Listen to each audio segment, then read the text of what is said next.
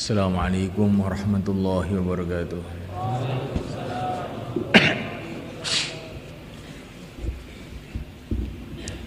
Innal hamdalillah nasta'inuhu wa nastaghfiruhu wa nu'minu bihi wa natawakkalu alayhi wa na'udzu bihi min shururi anfusina wa min sayyiati a'malina. من يهديه الله فلا مضل له ومن يضلل فلا هادي له أشهد أن لا إله إلا الله وحده لا شريك له وأشهد أن سيدنا ومولانا محمدا عبده ورسوله اللهم صل وسلم وبارك عليه وعلى آله وأصحابه والتابعين لهم إلى يوم القيامة أما بعد. Hadirin dimuliakan Allah SWT, majelis kita ini adalah majelis usaha. Yang mendengarkan usaha, yang berbicara pun usaha. Usaha perkara yang sangat penting dalam kehidupan seluruh umat manusia. Siapa saja, di mana saja, yaitu usaha hidayah. Hidayah ini adalah satu petunjuk, satu cahaya dari Allah Subhanahu wa taala. Yang bila hidayah ini masuk di dalam hati, maka manusia itu akan kenal kepada Allah SWT. Dia akan faham bahwa yang berkuasa di alam semesta ini hanya Allah. Manusia tidak berkuasa, yang menciptakan manusialah yang berkuasa. Negara-negara tidak berkuasa, rakyat juga tidak berkuasa. Yang berkuasa adalah yang menciptakan negara-negara, yang menciptakan rakyat, Allah Subhanahu wa ta'ala. Manusia ini betul-betul tidak bisa apa-apa. Manusia ini tidak ada apa-apanya. Manusia ini tidak ada kalau tidak diadakan oleh Allah. Manusia ini tidak hidup kalau tidak dihidupkan oleh Allah. Manusia ini tidak bisa berpikir kalau dia tidak dikasih fikir oleh Allah. Manusia ini tidak bisa melihat kalau tidak dikasih penglihatan oleh Allah. Manusia betul-betul sangat berhajat kepada Allah dalam setiap waktu, dalam setiap detik. Kalau satu detik saja manusia tidak ditolong oleh Allah, maka manusia ini akan musnah. Kalau satu detik saja otak manusia tidak ditolong oleh Allah, maka dia akan menjadi gila.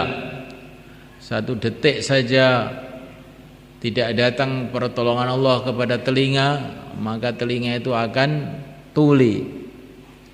Satu detik saja tidak datang pertolongan Allah kepada jantung kita, jantung kita akan mandek. Satu detik saja tidak datang pertolongan Allah kepada keluarga kita, keluarga kita akan berantakan. Satu detik saja tidak datang pertolongan Allah kepada istri kita, nggak tahu jadinya. Bisa-bisa lari ke Korea, nggak bisa dicari lagi. Satu detik saja tidak datang pertolongan Allah kepada anak kita, maka anak kita akan teler di pinggir jalan. Satu detik saja tidak datang pertolongan Allah di sawah kita, nggak akan panen. Sudah panen tidak datang pertolongan Allah, nanti panennya tidak akan bermanfaat. Dimakan jadi penyakit, dikasihkan anak jadi nakal, dikasihkan istri jadi rewel kalau tidak ditolong oleh Allah SWT. Ini kalau hidayah masuk dalam hati orang itu paham begitu. Kalau hidayah belum masuk, perasaannya yang kuasa itu manusia, yang kuasa ini, yang kuasa itu, yang kuasa ini, yang kuasa itu. Sehingga kita ini hidup dalam kebingungan. Tapi kalau hidayah masuk dalam hati, oh, yang berkuasa cuman Allah. La ilaha illallah. Setiap saat ingat kepada Allah. Kalau orang itu belum dapat hidayat, maka dia akan berpikir, bagaimana mungkin orang kok disuruh ingat terus sama Allah tuh bagaimana? Apa ya bisa? Tapi kalau sudah hidayah masuk dalam hati, pikiran itu berubah. Orang kok disuruh lupa kepada Allah itu apa ya bisa? Wong tiap detik berhajat kepada Allah. Tiap waktu dilihat oleh Allah, didengar oleh Allah. Makan dari rizki Allah. Minum dari minuman yang Allah ciptakan. Tinggal di bumi Allah, di bawah kolong langit Allah. Kok suruh lupa kepada Allah itu apa ya bisa? Ini kalau hidayah masuk. Kalau hidayah belum masuk, orang kok suruh ingat terus sama Allah apa ya bisa? Nah, oh wali ya. Nah, ini hidayah tidak masuk. Kalau hidayah itu masuk di dalam hati semulaikan, maka tidak ada yang lebih menggembirakan melebihi mengamalkan perintah Allah, dan tidak ada yang lebih menyusahkan melebihi maksiat kepada Allah. Orang itu kalau sudah dapat hidayat merasa bahwa maksiat itu lebih bahaya dari segala racun, lebih berbahaya dari segala yang berbahaya, karena ini bisa mendatangkan murka Allah. Dan kalau hidayah itu masuk dalam hati, orang akan punya keyakinan mengamalkan perintah Allah itulah yang paling menguntungkan, paling menyelamatkan, paling membahagiakan. Itu kalau hidayah masuk di dalam hati. Nah, malaikat Allah SWT, kalau hidayah itu masuk di dalam hati, orang itu akan faham Allah Maha Kuasa, Allah betul-betul Maha Agung, tidak bisa dibayangkan oleh otak manusia. Bagaimana otak yang 1 liter bisa membayangkan Tuhan pencipta alam semesta ini, yang telah menciptakan alam semesta ini dengan kun, jadilah maka jadi. Bentuknya alam ini saja kita ini tidak bisa menggambarkan. Bentuknya alam semesta ini apa bundar, apa persegi 4, apa persegi panjang, batasnya di mana, otak kita nggak sampai.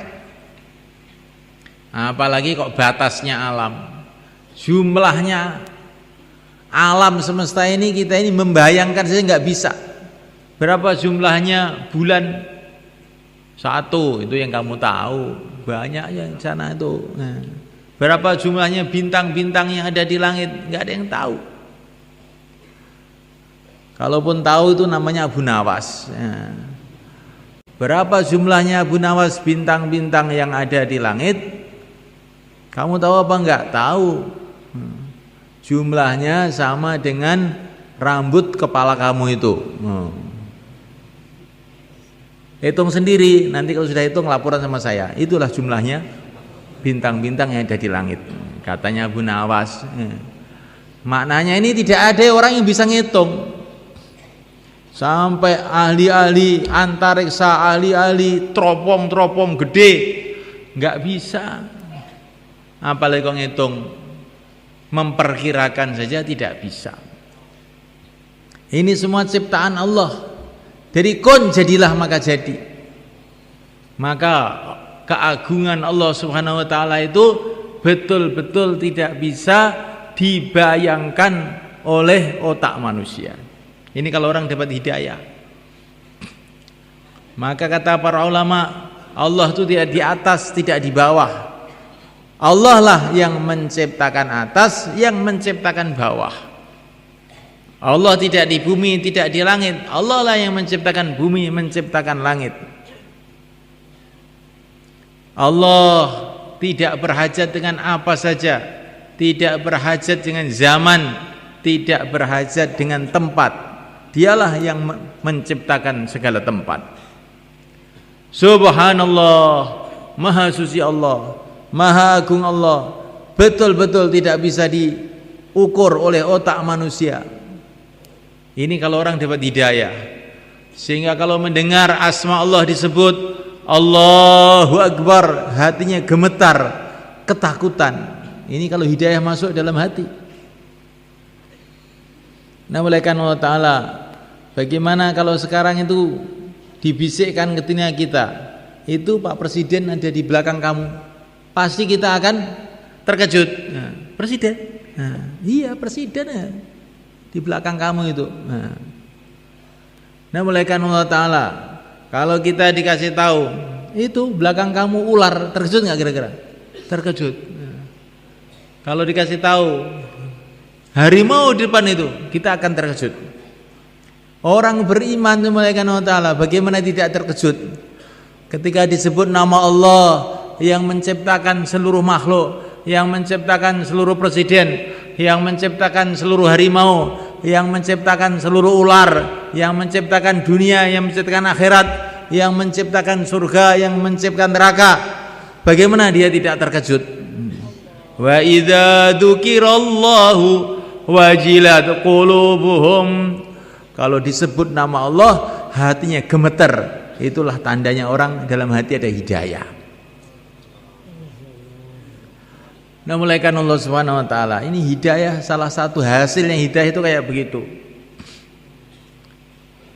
Setelah kenal dengan keagungan Allah, kalau hidayah ini masuk, malaikat amal agama itu senang, sudah enggak karuan senangnya. Wa ju'ilat qurratu aini fis shalah, kata Nabi, sejuk mataku waktu sholat. Baginda Nabi itu semalakan kalau beliau itu lagi capek, lagi pokoknya sangat capek sekali lah, maka beliau mengatakan kepada Sayyidina Bilal, arihna biha, ayo sholat biar seger lagi. Jadi baginda Nabi itu kalau capek malah sholat biar seger.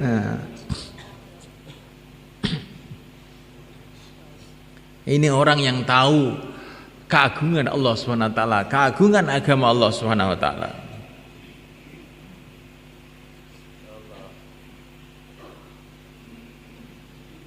Alhamdulillah ya. Saya sedang mencari siapa yang ngantuk. Ini kalau ngantuk itu kok kelihatannya bahaya sekali. Kalau orang diajak bicara agama ngantuk, ini kelihatannya sangat bahaya. Betul bahaya, kalau direnung itu bahaya. Kalau dianggap tidak bahaya, biasa, itu karena nggak mikir yang betul-betul. Kalau kamu pikir betul-betul, bahaya betul. Nah, mulaikan Allah Ta'ala ya,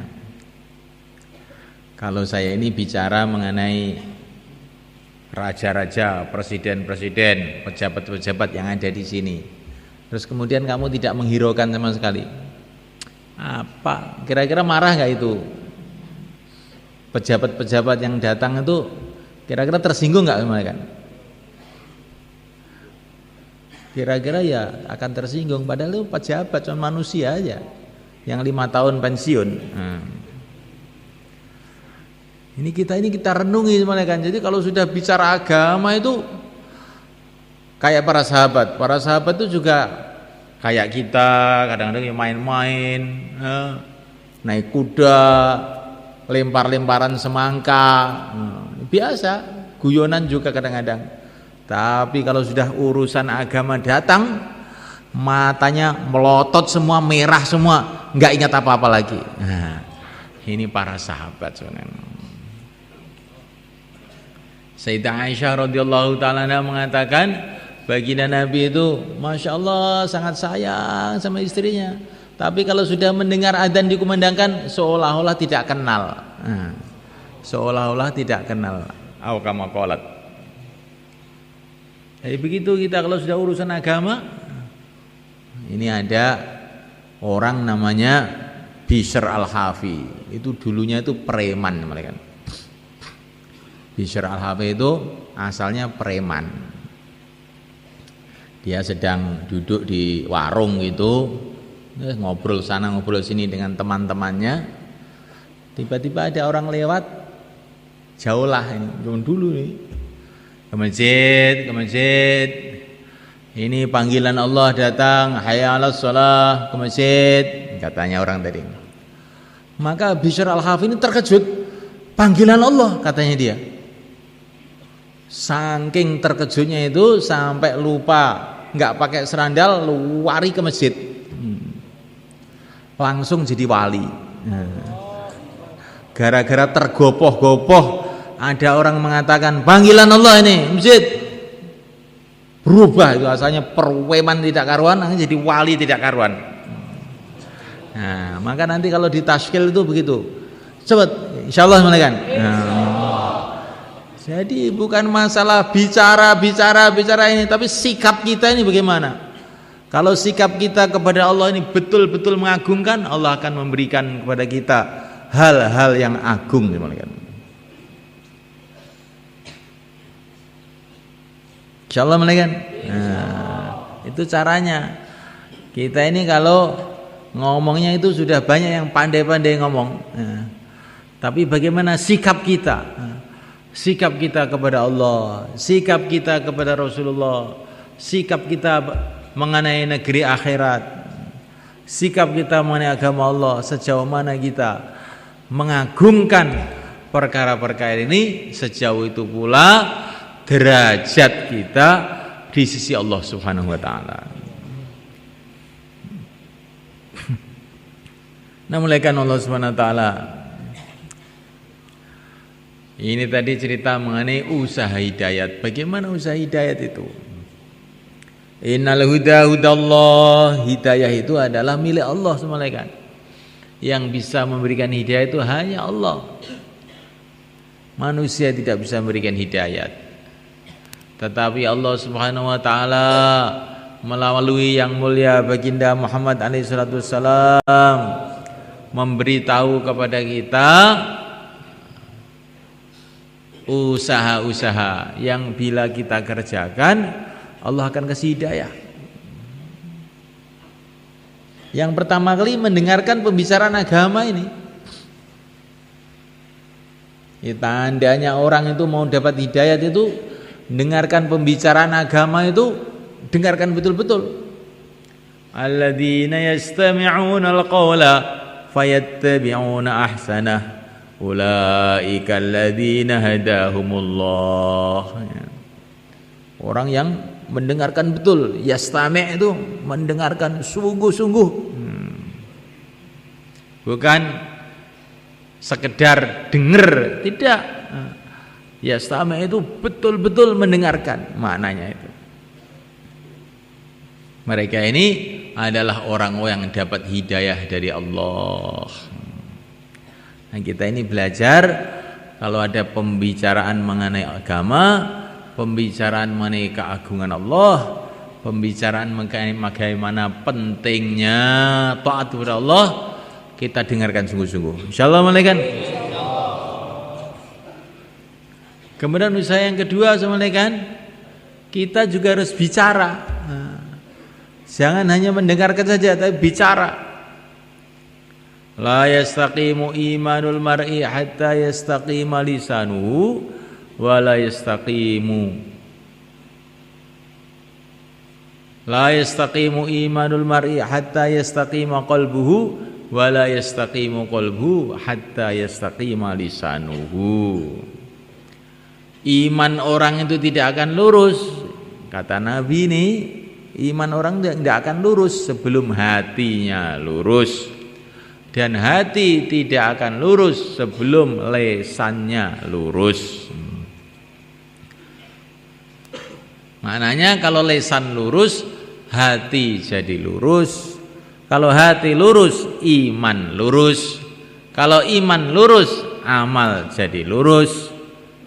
Kalau itu semua lurus, datang pertolongan Allah, datang barokah Allah, datang nusratullah dalam kehidupan kita di dunia ini dan kehidupan di akhirat. Insyaallah malakan. Dibiasakan kita ini bicara keagungan Allah SWT. Bangun tidur ketemu istrinya, assalamualaikum, saya hamba Allah, kamu adalah hamba Allah.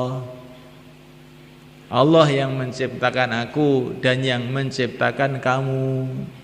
Kita tinggal di bumi Allah, di bawah kolong langit Allah, makan rizki dari Allah, minum minuman dari Allah. Kita tidak bisa bernafas satu nafas pun tanpa ditolong oleh Allah.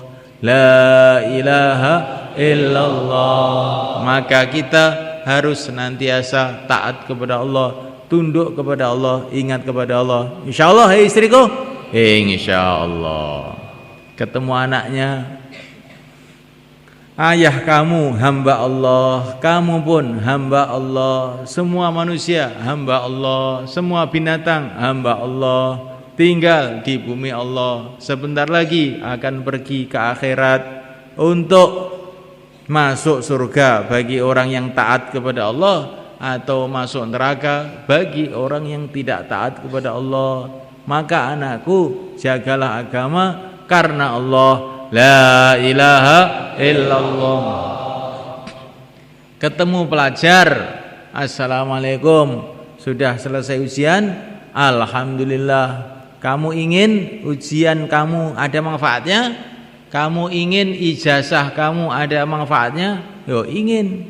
Kalau kamu ingin ijazah kamu ada manfaatnya, maka kamu amal agama dengan baik. Yakin kepada Allah, sholat 5 waktu dijaga, ikut taklim di masjid, insya Allah. Nah, kalau kamu tidak mau taat kepada Allah, bisa-bisa ijazah kamu tidak ada manfaatnya. Banyak orang punya ijazah sarjana ekonomi tapi malah banyak utangnya. Banyak orang tidak punya ijazah malah banyak duitnya. Yang memberi rezeki Allah, bukan ijazah yang memberi rezeki. La ilaha illallah. Ketemu pejabat, Pak Lurah, Pak Camat, assalamualaikum. Waalaikumsalam. Maaf ini Pak ya, ini belajar bicara agama, jangan Bapak tersinggung ya. Ini belajar kok Pak, ini belajar ngomong, tapi ngomong yang baik. Ya silakan, ngomong apa kamu? Saya ingin melihat Bapak jadi raja di surga Allah. Jabatannya tidak akan lepas selama-lamanya. Maka Bapak ikut bareng-bareng program di masjid bersama teman-teman masjid. Bagaimana Pak? Insyaallah. Ketemu petani, assalamualaikum warahmatullah. Pak, ingin enggak sawahnya selamat panen, terus rizkinya barokah, anaknya baik-baik, istrinya taat, pergi ke Mekah, ke Madinah. Nah, mau apa enggak Pak? Mau. Maka dari itu Bapak sama-sama dengan kita menghidupkan amal masjid. Dalam satu hadis, kalau orang itu menghidupkan amal masjid, maka nanti rizkinya barokah. Assalamualaikum warahmatullah. Ketemu siapa lagi? Ketemu orang tua, assalamualaikum warahmatullah. Mbah, kelihatannya di dunia sudah tidak lama. Nah, mau apa lagi? Nah, dunia ya cuman begini saja. Katanya Pak Kiai, siapa yang sudah kawin berarti sudah tahu dunia dengan segala isinya. Tinggal akhirat saja yang belum tahu. Maka kita ke masjid untuk belajar akhirat. Mbah, nggih. Assalamualaikum warahmatullah. Kira-kira bicara begitu bisa enggak? Nah, setiap ketemu orang bicara agama. Ini supaya agama itu masuk dalam hati itu kuncinya di mulut ini. Kalau mulutnya tiap hari cuma bicara sawah, ladang, rabuk, macul, meluku, garu, nah, wedang kopi, wedang teh, wis ngono kuwi tok terus. Nanti yang dalam hati kita ya adanya wedang kopi, wedang teh, sawah, meluku, garu itu.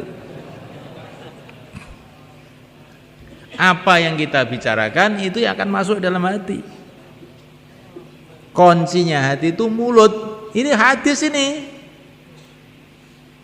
Jangan mengatakan Allah ngomong tok tapi nggak diamalkan. Loh, jangan begitu. Ngomong dulu, lama-lama amal. Ya. Ngomong aja dulu, lama-lama amal.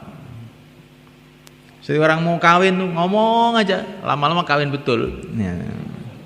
Jual beli itu ngomong aja, lama-lama jual beli betul. Jadi ngomong itu penting. Maka ngomonglah yang baik. Ya. Ngomong yang baik itu apa? Ngomong mengenai keagungan Allah, bicara mengenai akhirat, bicara agama ini penting, sangat penting, melebihi yang penting. Ini termasuk usaha hidayah yang penting ini. Bicara agama. Nah, oleh karena ta'ala dan termasuk usaha agama yang sangat penting lagi adalah usaha hidayah yang sangat penting lagi adalah mengamalkan sunnah-sunnah Nabi.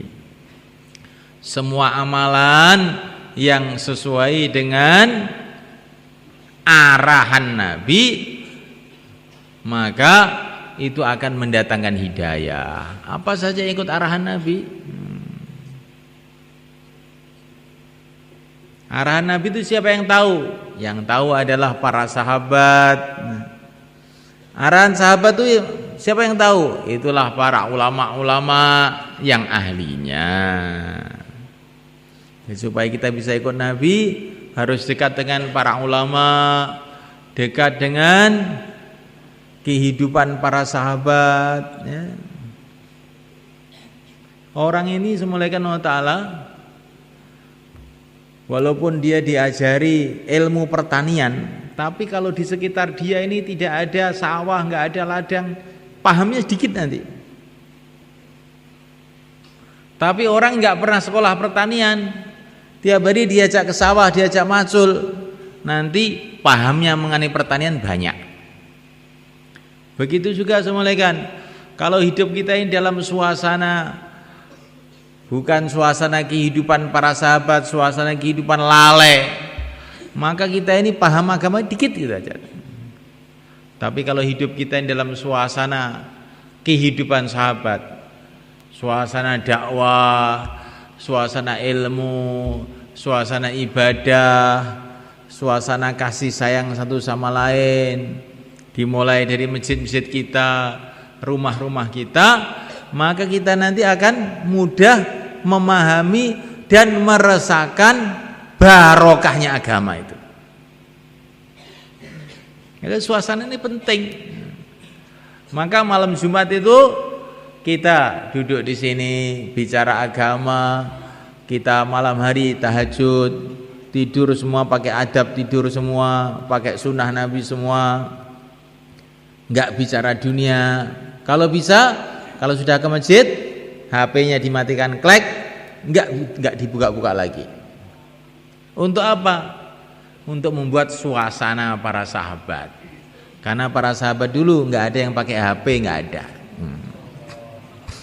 Ada sahabat pakai HP? Allah memberi sahabat HP 10 truk juga bisa. Allah Maha Kuasa yang menciptakan segala-galanya. Tapi para sahabat tidak dikasih HP, menunjukkan HP itu tidak baik. Betul nggak semalakan? Itu pikirannya orang iman tuh begitu semalakan. Oh itu kan dulu zaman onta ya belum ada HP. Ya. Belum ada HP, tapi Allah kan ada. Allah bisa memberikan itu semuanya. Dulu zaman belum ada pesawat terbang, belum ada ini, belum ada ini.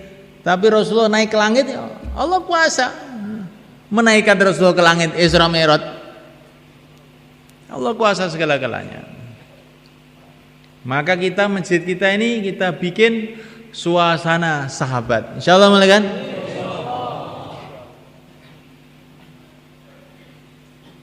Habis sholat tasbih.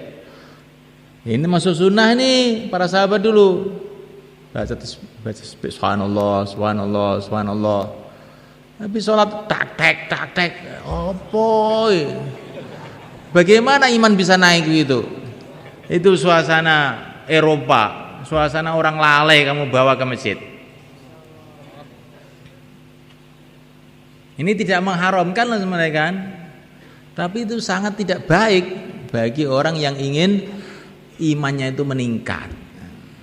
Kita ini kan ke masjid ini supaya imannya meningkat, supaya hidayah itu tambah, hati kita tambah bercahaya, tambah dekat kepada Allah, tambah dekat kepada Rasulullah. Itu mau kita kerang-kering bagaimana ini mereka? Ini tambah jauh aja kelihatannya ini. Kelihatannya loh, tapi kenyataannya begitu itu emang. Ya. Betul mereka. Allah Subhanahu wa taala itu sangat dekat kepada kita. Wa idza salaka ibadi anni fa inni qarib. Allah itu sangat dekat dengan kita. Tapi yang membuat jauh itu apa? Kita ini lalai kepada Allah. Termasuk yang bikin lalai ya radio, koran, televisi, majalah, HP, ngobrol dan sebagainya itu yang bikin lalai. Jadi Allah itu sangat dekat, tapi karena kita ini lalai jadinya terasa jauh. Maka apa saja yang membuat kita lalai kita tinggalkan. Insyaallah mulai kan? Minimalnya setiap di masjid lah, minimalnya. Kalau di masjid pun kita juga lalai juga. Bagaimana amal masjid kita bawa keluar masjid, jangan amal luar masjid kita bawa ke masjid.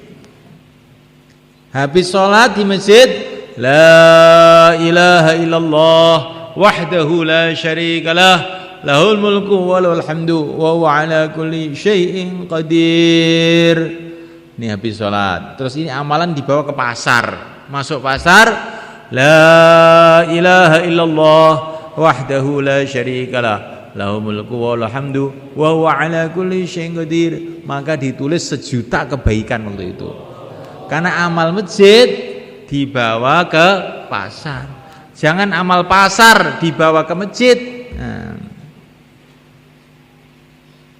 Ngomong dunia, ngomong ngalor ngidul dibawa ke masjid. Kalau amalan pasar dibawa ke masjid itu masih agak lumayan. Pasarnya dibawa ke masjid. Nah, bagaimana pasar dibawa ke masjid? Yaitu kalau sudah bawa HP itu pasarnya bawa ke masjid. Wong di sini bisa jual beli, bisa apa-apa. Itu pasar kecil ya HP itu. Ini kok Bayan kok menjelek-jelekan HP itu bagaimana? Nah, ini bukan menjelek-jelekan. Nah, ini ngomong apa adanya aja. Nah, yang bicara dengan yang mendengarkan kan sama saja sebenarnya kan. Kita ini ingin selamat. Bagaimana hidup itu tambah hari tambah dekat pada Allah, sholat tambah khusyuk, zikir tambah nikmat, dakwah tambah tenanan. Ya. Nah ini maka hal-hal yang bikin kita ini kurang tenanan, kurang sungguh-sungguh, itu kita tinggalkan bertahap-tahap. Minimal malam Jumat ini. Insyaallah mulai kan? Nanti malam Jumat tinggalkan, tiap 2,5 jam ditinggalkan, urusan-urusan yang membuat hati kita kotor kita tinggalkan. Tiap 3 hari kita tinggalkan, waktu keluar 40 hari kita tinggalkan. Lama-lama hidup kita ini 24 jam taat pada Allah, tunduk pada Allah, ingat pada Allah. Itulah kehidupan para nabi, kehidupan para wali semuanya kan. Insyaallah mulai kan? Masya Allah, itu kita yang nikmat betul. Itu perkara-perkara begitu semuanya kan, seperti penyakit gatal semuanya kan. Penyakit gatal itu kalau digaruk-garuk, dikukuri, malah enak. Nah, tapi kalau terus lama-lama bonyok. Nah, begitulah kelalaian ini rasanya awal-awalnya seperti enak, tapi lama-lama hati kita jadi keras, hati kita nggak akan bisa jadi tenang. Sholat nggak tenang, zikir nggak tenang, kenikmatan hidup itu akan hilang. Tapi dengan kita mujahadah, justru kenikmatan hidup akan kita rasakan. Sayyidina Ali mengatakan, kalau orang mengamalkan agama, itu Allah akan berikan kenikmatan hidup. Makan jadi rasanya lezat, minum jadi lezat, tidur jadi lezat. Tapi kalau orang itu tidak mau amal agama, Allah akan cabut kenikmatan hidup. Sehingga makan nggak ada rasanya, minum nggak ada rasanya, melihat istrinya nggak ada rasanya, melihat anaknya ampang, melihat temannya sumpek. Itu kehidupannya orang-orang yang nggak amal agama. Maka zaman dulu kalau kiai itu memberi nasihat kepada santrinya itu aneh.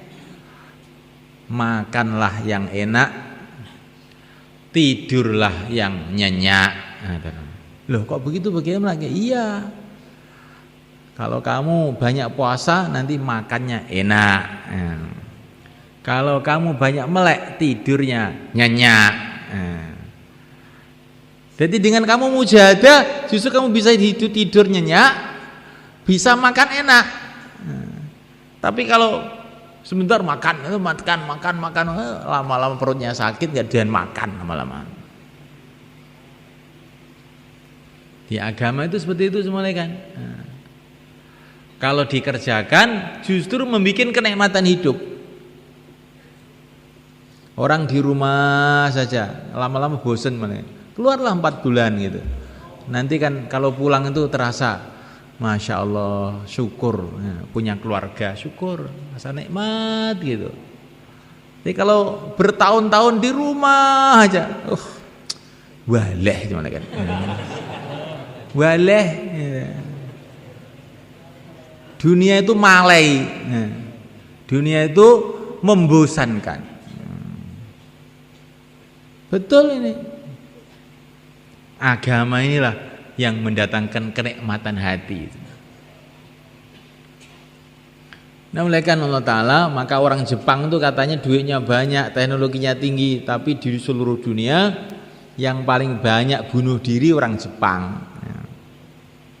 Saya pernah dapat cerita dari Karkun Jepang itu, di DPR-nya Jepang itu pernah ada pembicaraan. Ini kok orang Jepang ini kok pada bunuh diri di mana-mana, beribu-ribu orang. Yang berarti kan penduduk kita ini tidak tenang, tidak tentram. Apa solusinya? Apa jalan keluarnya? Ini salah satu anggota DPR-nya Jepang itu bilang, kalau menurut saya itu jalan keluarnya suruh masuk Islam saja. Loh, suruh masuk Islam? Apa kamu orang Islam? Bukan, saya belum Islam saya. Tapi saya lihat tuh orang Islam tuh nggak bunuh diri, karena bunuh diri itu haram katanya. Islam, orang Islam tuh saya pernah lihat tuh orang Islam tuh malah nakal-nakal, saya juga tahu kok katanya salah satu temannya. Itu orang Islam yang nggak ngamalkan agamanya begitu. Kalau yang ngamalkan agamanya baik-baik, nggak ada yang jelek katanya. Ini pembicaranya orang kafir semuanya kan. Pembicaranya orang kafir, kepet. Lah kok malah orang-orang Islam mau ikut-ikutan orang Jepang, mau bunuh diri semua apa? Nah, mulaikan Allah Subhanahu wa taala. Ini usaha hidayah, sunnah-sunnah Nabi dikerjakan, amalan-amalan para sahabat dikerjakan. Amalan para ulama-ulama yang soleh dikerjakan. Karena kita diperintah oleh Nabi, ikut sahabat. Diperintahkan oleh Nabi, bahkan diperintahkan dalam Quran, ikut orang-orang yang dekat kepada Allah. Wattabi' sabila man anaba ilayya. Ikutilah jalan orang-orang yang inaba, yang ahli ibadah. Ikuti itu dia. Quran ini. Nah, maka jangan kita ikut-ikutan kehidupan orang yang tidak beragama, kehidupan orang kafir, kehidupan orang lalai. Nah, nanti kita ini kalau jadi lalai malah celaka semuanya. Sauntung-untunge wong lali, je untung wong eling, jarene Sunan Kalijaga kuwi. Sauntung-untunge wong lali, je untung wong sing eling. Nah, malaikat Allah Ta'ala, dan di antara usaha hidayah adalah doa. Sebaik-baiknya doa dalam sholat. Ihdinas siratal mustaqim, ya Allah berikanlah hidayat kepada kita semua jalan yang lurus. Paling sedikit sehari semalam 17 kali. Doa untuk diri kita dan doa untuk umat. Ihdina, ya Allah tunjukilah kita semua ya Allah jalan yang lurus. Siratal ladzina an'amta alaihim, jalannya orang-orang yang telah Engkau beri nikmat. Maksudnya para nabi, para siddiqin, para syuhada, para solehin, para nabi. Jadi kita ini doa tiap sholat supaya hidup kita itu mengikuti jalan hidupnya para nabi. Di antara ciri khas kehidupan para nabi, tiap hari mikir umat, tiap saat mikir umat, ummati, ummati.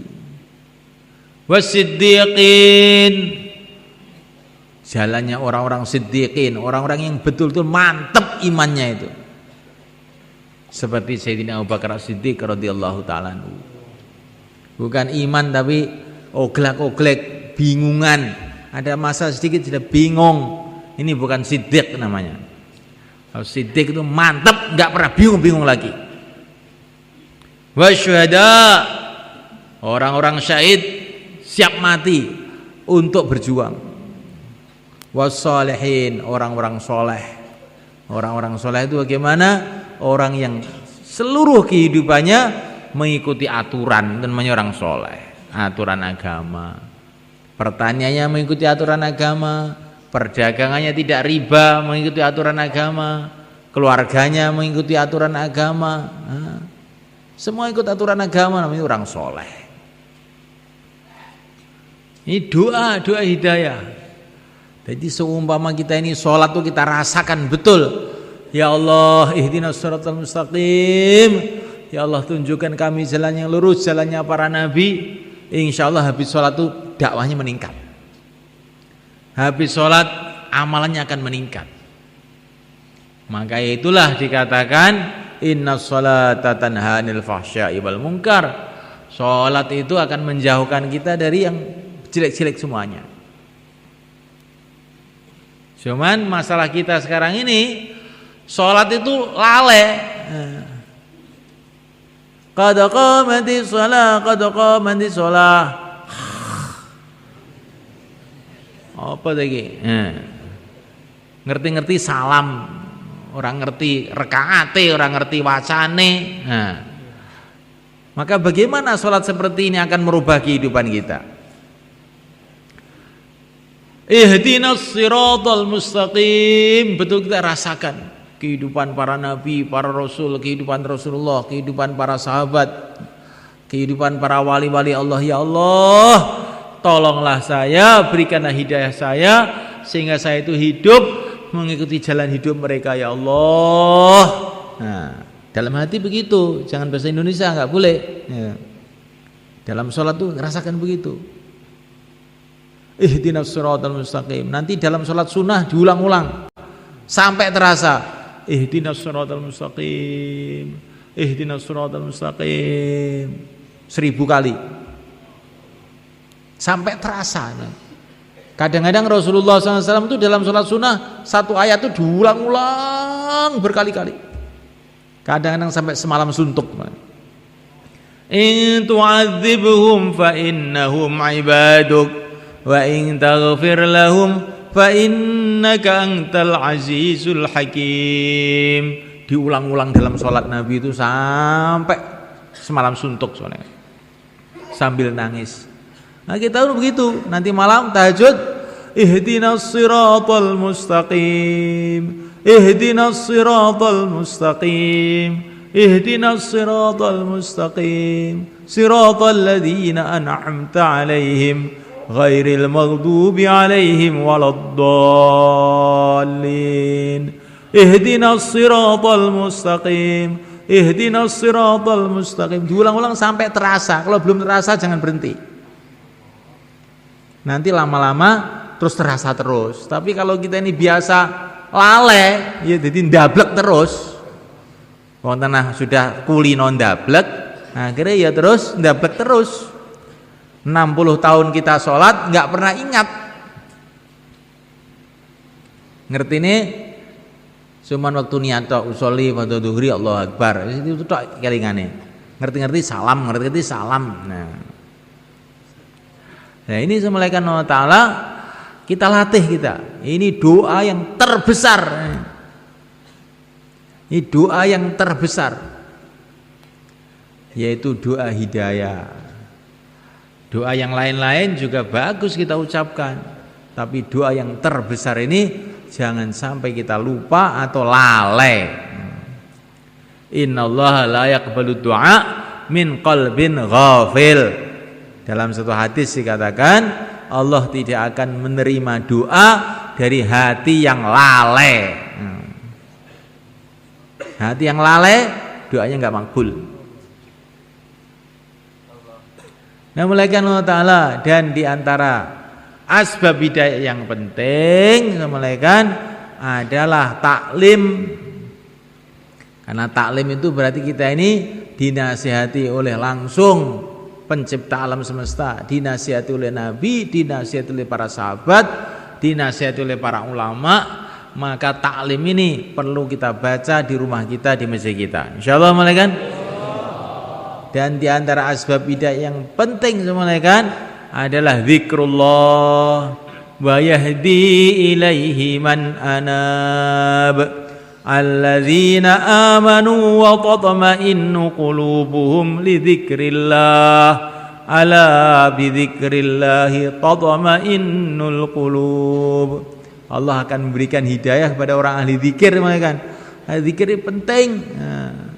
Dimulai zikir pagi petang, habis subuh itu istighfar 100, astagfirullah, astagfirullah, salawat 100, Allahumma salli wa sallim ala sayyidina Muhammad 100. Ini zikir yang diajarkan saya lihat ini untuk semua orang yang mau mikir dakwah ini. Ini kalau orang itu istiqomah zikir ini, insya Allah dia akan mudah istiqomah dakwah. Ini amalnya saya lihat semua kan. Nah, ada hadisnya semua sebetulnya.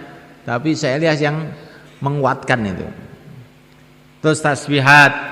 Tasbihat itu dibaca subhanallah, alhamdulillah, wala ilaha illallah, Allahu akbar. Bagus. Kalau terlalu panjang dibaca satu-satu juga boleh. Subhanallah, subhanallah, subhanallah. Maha suci Allah, maha agung Allah, maha hebat Allah, subhanallah, subhanallah. Terus nanti alhamdulillah, alhamdulillah, alhamdulillah. Dengan senang alhamdulillah. Alhamdulillah itu maknanya ya Allah jadikan segala sesuatu baik untuk saya sehingga saya bisa mengucapkan alhamdulillah. Alhamdulillah itu doa komplit itu sebetulnya. Ya Allah jadikan segala sesuatu baik untuk saya sehingga saya bisa mengucapkan alhamdulillah. Begitu kata para ulama. Maka Nabi mengatakan alhamdulillah sebaik-baiknya doa.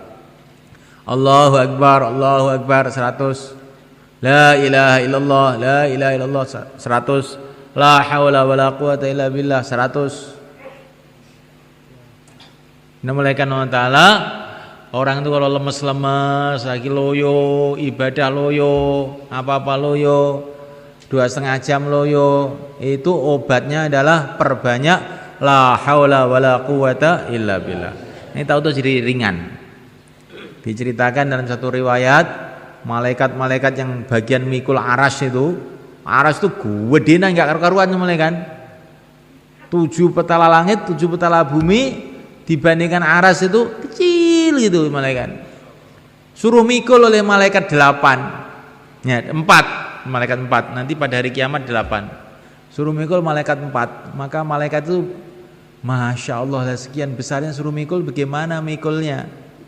Maka Allah berfirman, baca la haula wala quwata illa billah, la haula wala quwata illa billah. Diangkat, loh kok enteng? Nah, kok enteng? Nah. Orang kalau banyak baca la haula, maka mengamalkan perintah Allah itu jadi enteng. Insyaallah malaikat. Ini termasuk setrum gede ini malaikat ini. Zikir pagi petang itu jangan dibiarkan ditinggalkan. Itu belum cukup, nanti malam hari jam 3 malam perbanyak lagi istighfarnya, selawatnya, tasbihannya diulang-ulang 1000 kali, 1000 kali, 1000 kali. Nanti insya Allah rohani kita akan meningkat, akan meningkat. Karena ini orang yang ahli zikir itu orang hidup, yang bisa gerak, yang bisanya kan orang hidup. Kalau orang mati nggak bisa. Kalau orang itu nggak ahli zikir, akhirnya seperti orang mati, lemes, nggak kuat apa-apa, dan mudah terpengaruh. Jadi jenazah itu kan orang mati dipikul kemana-mana ya diem aja. Nah orang kalau nggak ahli zikir begitu, ikut-ikutan. Oh ini bertaklim akhir, rung, ikut pulang. Ini bukan ahli zikir. Kalau ahli zikir enggak. Subhanallah, subhanallah, subhanallah. Elu-elunan. Ini yang mulai, melak mulai. Ini yang warung, melak nang warung. Ini yang turu, melak turu. Ini yang melek, turu terus. Nah iki zikire apes.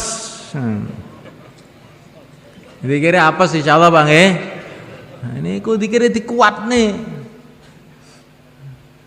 Paling sithik malam Jumat niki lah. Ya. Ini malam Jumat gempung zikir, nangis ning Gusti Allah. Aja oglak-oglek elo-eluan wong kuburan wis sedak kok kaya ngono ki piye. Niki mboten nyeneni lho niki. Niki panjenengan kula nek ngomong ngeten iki, gawan bayi nggih. Sampai nek kula ngomong sing kasar, sampean mboten sanesu panjenengan ya wis ngono kuwi unine, ben ya wis. Ben nae kuwi panjenengan unine ya ngono kuwi. Nah. Konjenengan dipun mulaken, ini zikrullah itu perkara yang sangat penting mulaken. Tanpa zikrullah kita tidak akan bisa amal dengan sebaik-baiknya. Amal apa saja tanpa zikir bukan amal, itu gerakan-gerakan kosong. Amal apa saja. Nah. Kemudian malaikat wa ta'ala di antara asbab hidayah yang penting adalah akhlak yang baik kepada seluruh umat Islam. Kita mesti punya akhlak yang baik. Ya. Karena kalau orang itu akhlaknya baik, doa-doanya diterima oleh Allah. Ini kata Nabi nih. Kalau doa-doanya diterima oleh Allah, akhirnya sukseslah dakwah kita, ngaji kita, ibadah kita jadi sukses. Tapi kalau doa kita nggak diterima bagaimana? Dakwahnya kandas, ngajinya kandas, 10 tahun suruh ngapalkan Quran nggak apal-apal. Gitu. Karena apa? Ini akhlaknya buruk. Termasuk akhlak buruk waktu bayan tidur, itu akhlak buruk. Itu katanya orang-orang tua begitu. Kalau katanya orang muda nggak tahu. Ya orang itu kalau akhlaknya buruk, doanya nggak makbul. Kalau nggak makbul nanti apa-apa kandas. Maka kita perbaiki akhlak kita. Insyaallah malaikat. Dan semua ini kita buat ikhlas, semata-mata mencari ridho Allah. Karena semua amal tanpa ikhlas nggak akan diterima oleh Allah. Untuk itu malaikat, bagaimana supaya ini semua usaha-usaha hidayah ini betul-betul kita kerjakan dengan sungguh-sungguh. Caranya kita keluar 4 bulan. Untuk apa 4 bulan itu? Untuk membicarakan tadi ini dan untuk mengusahakan, mengamalkan. Bukan hanya dibicarakan tapi di kenyataan dalam kehidupan kita ini, sehingga hidayah tambah hari tambah besar dalam hati kita, cahaya tambah terang dalam hati kita, sehingga kita di dunia ini para sahabat mulai kan tingkatannya itu diceritakan dalam beberapa riwayat. Para sahabat di dunia seolah-olah melihat akhirat, saudara. Anas radhiyallahu ta'ala anhu, Anas bin Nadir radhiyallahu ta'ala anhu, beliau mengatakan, sungguh aku telah membau bau surga di dekat gunung Uhud. Jadi di dunia, tapi saking hidayah itu betul-betul besar dalam hati para sahabat itu, sehingga di dunia bisa membau baunya surga. Di dunia sudah membau baunya surga.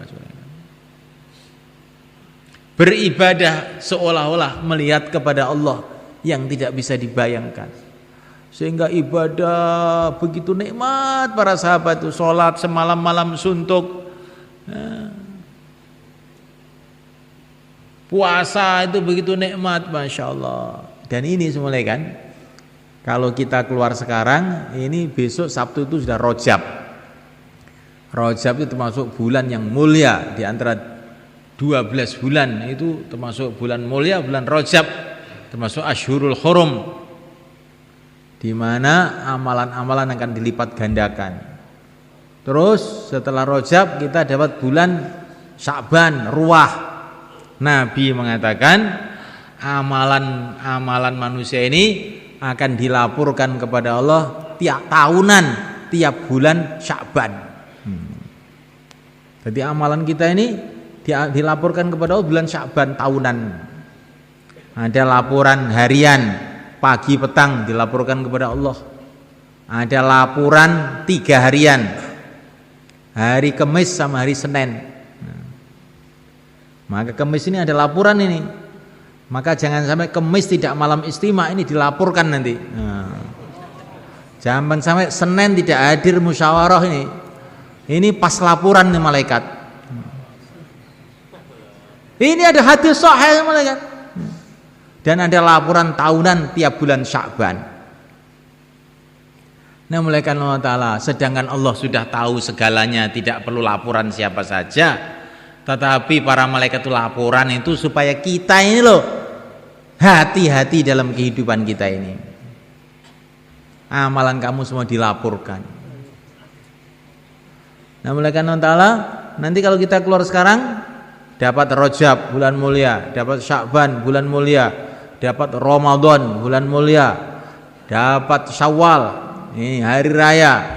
Kalau hari raya di rumah, 1 hari raya, di jalan Allah 700.000 hari raya pahalanya, Masya Allah. Jadi ini bulan Rajab ini bulan paling cocok untuk memulai keluar 4 bulan. Bagaimana malaikat? Masya Allah.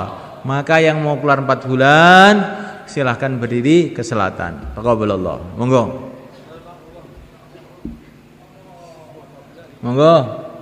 Monggo ngidul. Bismillah. Yang niatnya 40 hari sekarang dirubah jadi 4 bulan insyaallah.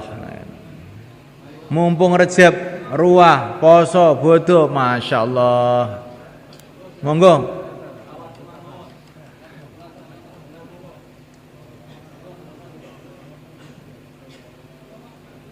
Walaupun hatinya belum niat, berdiri aja semuanya kan, sambil jalan nanti niat.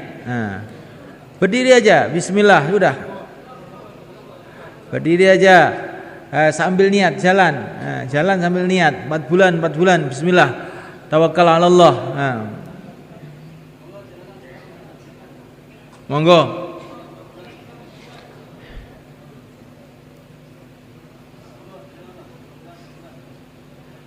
Begitu juga yang 40 hari, taqabbalallah. Bismillah, kalau 40 hari ini semua aja enggak apa-apa. Bismillah. Monggo. Monggo ndang mangkat saiki mohon ngindang mulih. Monggo. Ndang mangkat saiki mohon. Bismillah. 4 bulan, 40 hari. 4 bulan, 40 hari berdiri. Ya, insyaallah. Taqabbalallah. Jazakumullah. Monggo mboten sasungkan. Kanjeng Nabi mun ngentosi kita, para sahabat ngentosi kita, swarga wis dadi, neraka wis siap. Awake dhewe ajeng teng napa? Rasulullah menunggu kita, para sahabat menunggu kita. Surga sudah jadi, neraka sudah siap. Akhirat sudah di depan pintu. Kita mau berangkat ke sana. Insyaallah malaikat.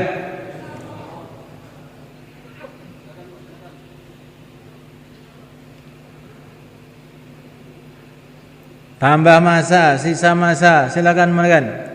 Yang mau keluar besok berapa hari saja silakan berdiri ke selatan. Taqabbalallah. Yang mau keluar besok tambah masa, sisa masa, monggo 4 bulan 40 hari. Berapa hari saja, monggo pati. Nah. Pelajar, nah silakan. Mahasiswa, semua yang mau ke akhirat, kita persiapan semuanya, insyaallah malikan.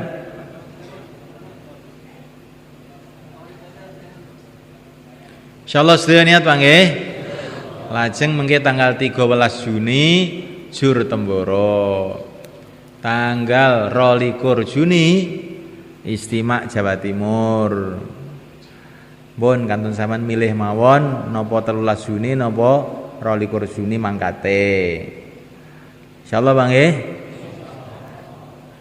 Sampeyan kabari anak sampean, istri sampean, kanca-kanca sedaya umat Islam diaturi rawuh mengke teng mriki tanggal 13 Juni utawi tanggal 21.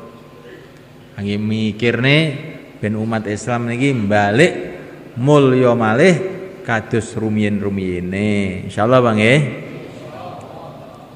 Saniki tiga-tiga sekawan-sekawan semayanan sok kapan ta awake dhewe iki ndang bergerak berjuang kaya wong-wong biyen iki kapan. Ning ngrungokne wis akeh karek mangkate saiki. Monggo tiga-tiga sekawan-sekawan monggo. Tiga-tiga sekawan-sekawan. Nah.